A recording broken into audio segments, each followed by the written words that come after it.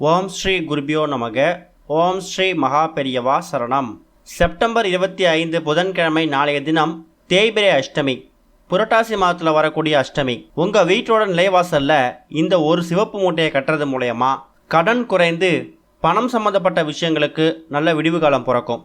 அது என்ன மூட்டை அப்படின்னு தெரிஞ்சுக்கிறதுக்கு முன்னாடி நம்மளோட வீடியோஸை இப்போ தான் நீங்கள் ஃபஸ்ட் டைம் பார்க்குறீங்கன்னா மறக்காமல் சப்ஸ்கிரைப் பண்ணிக்கோங்க. தொடர்ந்து இது மாதிரி அப்டேட் தெரிஞ்சுக்கிறதுக்கு பக்கத்தில் இருக்கக்கூடிய நோட்டிஃபிகேஷன் பெல்லை கிளிக் பண்ணி ஆல் அப்படிங்க செலக்ட் பண்ணிக்கோங்க. இப்போ சிவப்பு நிற மூட்டையில் என்னென்ன பொருட்களை கலந்து எந்த நேரத்தில் கட்டணும் அப்படிங்கிற பற்றி தெரிஞ்சுக்கலாம். கால பைரவர் அப்படிங்கிறவர் ஒரு காவல் தெய்வம். அவர் நம்ம வீட்டு நிலைவாசலில் வந்து காவல் தெய்வமாக நின்றுட்டாலே நம்ம குடும்பத்தை பத்திரமா பார்த்துப்பாரு. நம்ம வீட்டுக்குள்ளே எந்த ஒரு கெட்ட சக்தியையும் கண் திருஷ்டியையும் நுழைய விட மாட்டார்.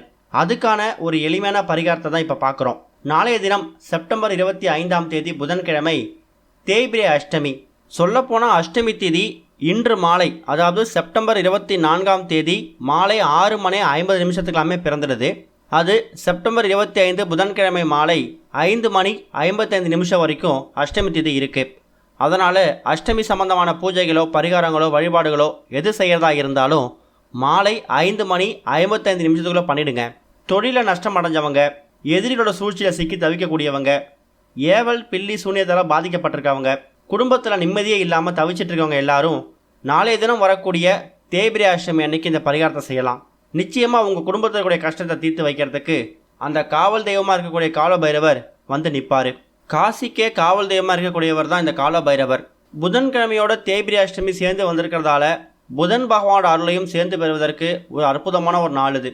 நீங்கள் செய்யக்கூடிய வேலையில் நல்ல முன்னேற்றம் கிடைக்கணும், செய்யக்கூடிய தொழில் லாபகரமாக இருக்கணும், வேலையிலையும் தொழிலையும் இருக்கக்கூடிய எதிரிகள் விலகணும், பணவசியம் ஏற்படணும், ஜனவசியம் ஏற்படணும் அப்படின்னா கட்டாயம் நீங்கள் ஒரு மாதம் வரக்கூடிய தேய்பிரை அஷ்டமி அன்னைக்கு பைரவரை வழிபடணும்.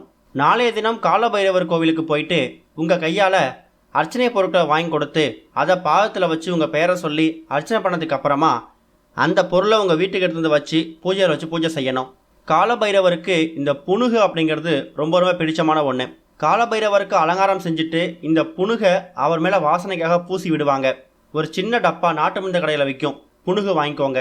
கூடவே செவ்வரளி மலர்களையும் வாங்கிட்டு போயிட்டு காலபைரவருக்கு கொடுத்து உங்கள் பெயரை சொல்லி அர்ச்சனை பண்ணிக்கோங்க. இந்த புனுகை காலபைரவர் பாதத்தில் வச்சு தரும்படி கோவிலில் இருக்கவங்கள்ட்ட சொன்னீங்கன்னா அவங்க வச்சு கொடுப்பாங்க.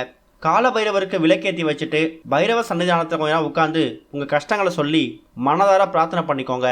அதுக்கப்புறமா அந்த புனுகு டப்பாவை வீட்டுக்கு எடுத்துகிட்டு வரணும். அதை பூஜை அறையில் பத்திரமா வச்சுடுங்க. பூஜை அறையில் பத்திரமா வச்சுட்டு என்ன செய்ய போகிறோம், என்ன பரிகாரம் செய்ய போகிறோம் அப்படிங்கிற பற்றி தெரிஞ்சுக்கலாம்.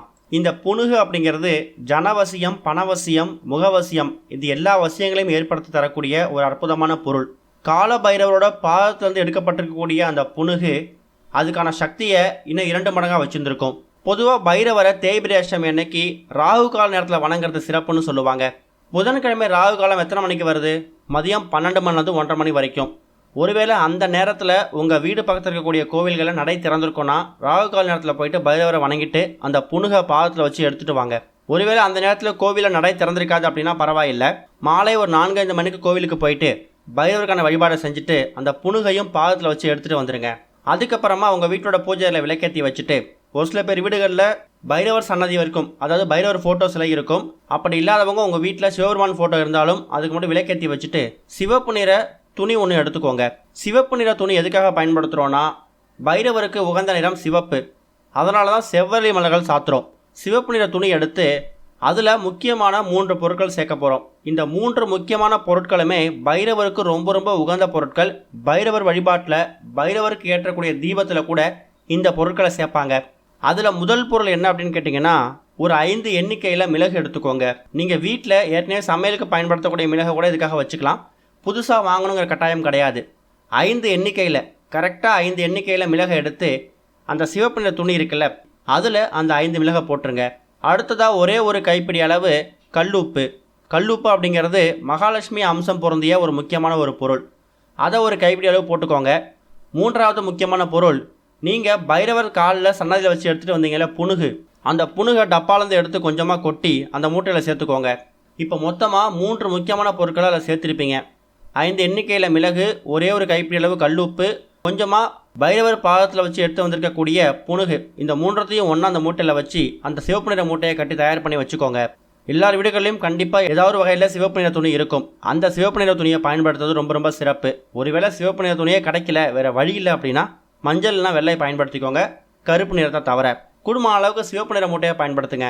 அந்த மூட்டையை கட்டி சிவபெருமானோட பாதத்தில் அப்படியே வச்சுருங்க. உங்கள் வீட்டில் சிவபெருமான் ஃபோட்டோஸ் எல்லாம் இருக்கும் இல்லையா, அதுக்கு முன்னாடி அப்படியே வச்சுட்டு மனசார வேண்டிக்கோங்க.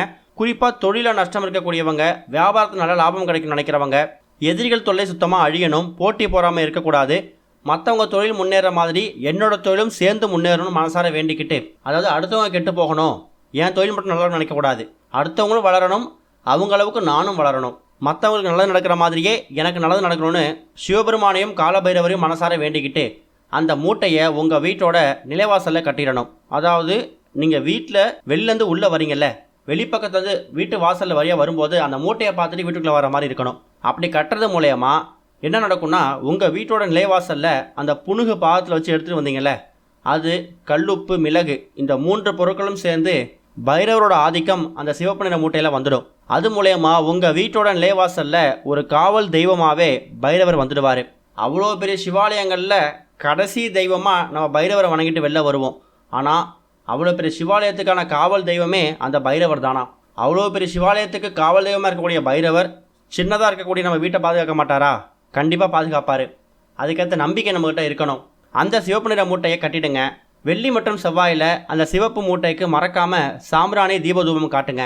அவ்வளோ சீக்கிரம் அந்த மூட்டையை பிரிக்க வேணாம். அதுக்குள்ளே இருக்கக்கூடிய பொருட்கள் வீணாக போயிடுச்சு, கெட்டு போயிடுச்சு அப்படின்னா மட்டும் அதுக்கு அடுத்ததாக வரக்கூடிய ஏதாவது ஒரு தேய்பிரை அஷ்டமி அன்னைக்கு மறுபடியும் கோவிலுக்கு போங்க, புணுகை வச்சு எடுத்துகிட்டு வாங்க.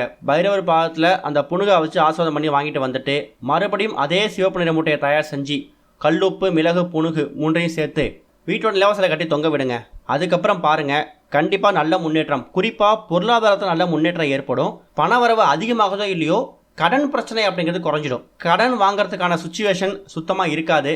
கொடுத்த கடன் திரும்ப வரும். கடன் வாங்கி அதிகமாக வட்டி கட்டிட்டுருக்கோம் அப்படின்னு நினைக்கிறவங்க அந்த வட்டி கட்டாமல் அந்த கடனை முழுமையாக அடைக்கிறதுக்கான சந்தர்ப்ப சூழ்நிலையை உங்களுக்கு ஏற்படுத்தி கொடுக்கும்.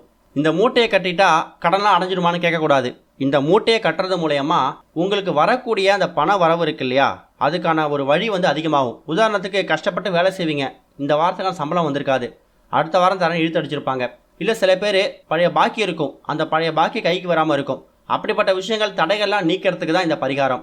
எளிமையாக சொல்லணும்னா, உழைக்கக்கூடிய ஊதியம் எந்த தடையும் இல்லாமல் உங்கள் கைக்கு வந்து சேர்றதுக்கு இந்த ஒரு மூட்டை, இந்த பரிகாரம் ரொம்ப கை கொடுக்கும். அதே மாதிரி தேவையில்லாமல் எதிரிகள் தொல்லை, போட்டி பொறாமையால் சில பேர் வீட்டில் கண்ணடி பட்டிருக்கும். பில்லி சூனியம் ஏவல் இது மாதிரி விஷயங்களால் நல்லா வாழ்ந்துருந்த குடும்பம் நொடிஞ்சு போயிருக்கும். அப்படிப்பட்ட குடும்பங்கள்லாம் மறுபடியும் தலை தூக்கி நிம்மதியாக சந்தோஷமாக ராஜயோகத்தோட வாழணும்னு நினைக்கிறவங்க இந்த ஒரு மூட்டையை தேய்பிரை அஷ்டமி அன்னைக்கு பைரவர் நினச்சி கட்டுங்க. கண்டிப்பாக நல்ல முன்னேற்றம் ஏற்படும். பழைய பொருட்களை பிரித்து புது பொருட்களை மாற்றும் போது பழைய பொருட்களை கால்பட இடத்துல போட்டுருங்க. அது ரொம்ப ரொம்ப முக்கியம். ஓம் ஸ்ரீ குருபியோ நமக. ஓம் ஸ்ரீ மகா பெரியவா சரணம்.